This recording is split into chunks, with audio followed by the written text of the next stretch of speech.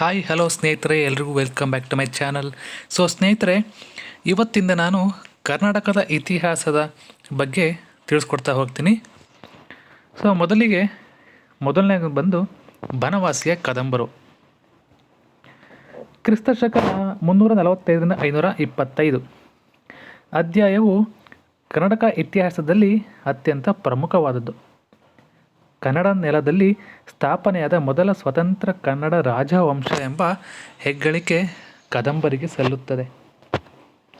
ಇಲ್ಲಿ ನೋಡ್ತಾ ಇರ್ಬೋದು, ನೀವೊಂದು ಪಿಕ್ಚರ್ ನೋಡ್ತಾ ಇದ್ದೀರಲ್ವಾ, ಇದು ಕದಂಬರ ರಾಜಧಾನಿಯಾಗಿದ್ದ ಬನವಾಸಿಯ ಮಧುಕೇಶ್ವರ ದೇವಾಲಯ.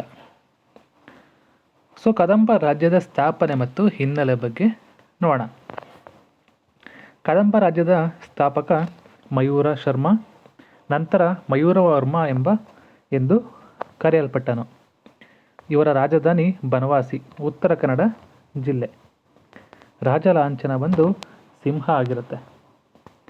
ರಾಜಧ್ವಜ ವಾನರ, ಆಂಜನೇಯ ಧ್ವಜ. ರಾಜ ವೃಕ್ಷ ಕದಂಬ ವೃಕ್ಷ. ಈ ಮರದಿಂದಲೇ ರಾಜವಂಶಕ್ಕೆ ಕದಂಬ ಎಂಬ ಹೆಸರು ಬಂತು. ಸ್ಥಾಪನೆಯ ಇತಿಹಾಸ. ತಾಳಗುಂದ ಶಾಸನದ ಪ್ರಕಾರ ವೈದಿಕ ಬ್ರಾಹ್ಮಣನಾಗಿದ್ದ ಮಯೂರ ಶರ್ಮ ಉನ್ನತ ಶಿಕ್ಷಣಕ್ಕಾಗಿ ಕಾಂಚಿಯ ಘಟಿಕಾಸ್ಥಾನಕ್ಕೆ ವಿಶ್ವವಿದ್ಯಾಲಯಕ್ಕೆ ಹೋಗಿದ್ದನು. ಅಲ್ಲಿ ಪಲ್ಲವ ಅಶ್ವಸೇನನ ಜೊತೆ ಉಂಟಾದ ತೀವ್ರ ಅವಮಾನದಿಂದ ಕ್ಷತ್ರಿಯ ಧರ್ಮವನ್ನು ಸ್ವೀಕರಿಸಿ ಶಸ್ತ್ರ ಹಿಡಿದು ಬ್ರಿಟಿಷರಂತೆ ಆಳ್ವಿಕೆ ನಡೆಸುತ್ತಿದ್ದ. ಪಲ್ಲವರನ್ನು ಸೋಲಿಸಿ ಕ್ರಿಸ್ತಶಕ 345ರಲ್ಲಿ ಕದಂಬ ಸಾಮ್ರಾಜ್ಯವನ್ನು ಸ್ಥಾಪಿಸಿದರು. ಪ್ರಮುಖ ಅರಸರು.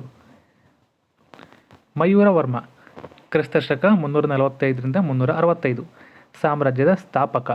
ಪಲ್ಲವರು ಮತ್ತು ಬೃಹತ್ ಬಾಣರನ್ನು ಸೋಲಿಸಿ ಬನವಾಸಿಯಲ್ಲಿ ಸ್ವತಂತ್ರ ಆಡಳಿತವನ್ನು ಆರಂಭಿಸಿದನು.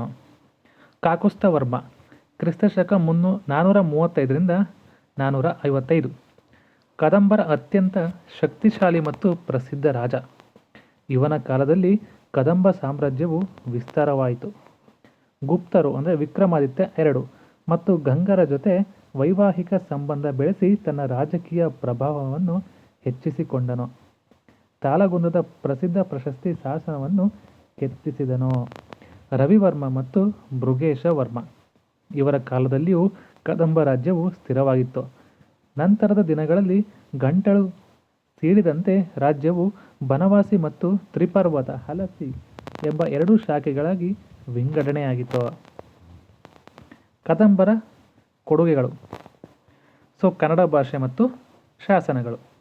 ಹಲ್ಮಿಡಿ ಶಾಸನ, ಕ್ರಿಸ್ತಶಕ 450. ಹಾಸನ ಜಿಲ್ಲೆಯ ಹಲ್ಮಿಡಿಯಲ್ಲಿ ದೊರೆತ ಈ ಶಾಸನವು ಕನ್ನಡದ ಅತ್ಯಂತ ಪ್ರಾಚೀನ ಶಿಲಾ ಶಾಸನವಾಗಿದೆ.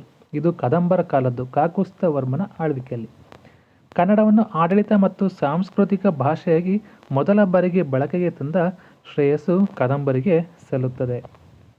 ವಾಸ್ತುಶಿಲ್ಪ ಮತ್ತು ಕಲೆ ಕದಂಬ ಶೈಲಿಯಲ್ಲಿ.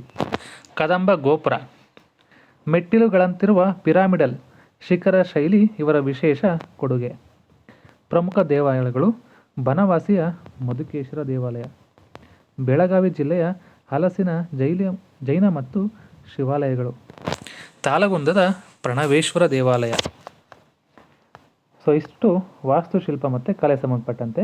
ಈಗ ಆಡಳಿತ ಮತ್ತು ಧರ್ಮ ಯಾವ ರೀತಿ ಇತ್ತು? ಆಡಳಿತ.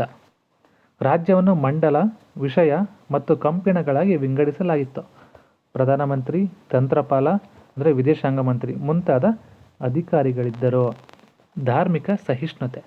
ಕದಂಬರು ವೈದಿಕ ಹಿಂದೂ ಧರ್ಮದ ಅನುಯಾಯಿಗಳಾಗಿದ್ದರೂ ಜೈನ ಮತ್ತು ಬೌದ್ಧ ಧರ್ಮಗಳಿಗೂ ಉದಾರವಾಗಿ ದಾನದತ್ತಿಗಳನ್ನು ನೀಡಿದರು.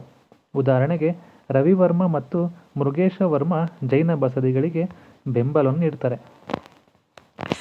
ಹೇಗೆ ಕದಂಬರ ಪತನವಾಯಿತು?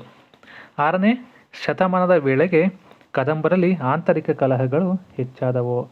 ಕ್ರಿಸ್ತಶಕ 525ರ ಸುಮಾರಿಗೆ ಬಾದಾಮಿಯಲ್ಲಿ ಉದಯಿಸಿದ ಬಾದಾಮಿ ಚಾಲುಕ್ಯರು ಇಮ್ಮಡಿ ಪುಲಿಕೇಶಿಯ ಕಾಲದಲ್ಲಿ ಕದಂಬರನ್ನು ಸಂಪೂರ್ಣವಾಗಿ ಸೋಲಿಸಿ ಅವರ ಪ್ರದೇಶಗಳನ್ನು ತಮ್ಮ ಸಾಮ್ರಾಜ್ಯದಲ್ಲಿ ವಿಲೀನಗೊಳಿಸಿಕೊಂಡರು.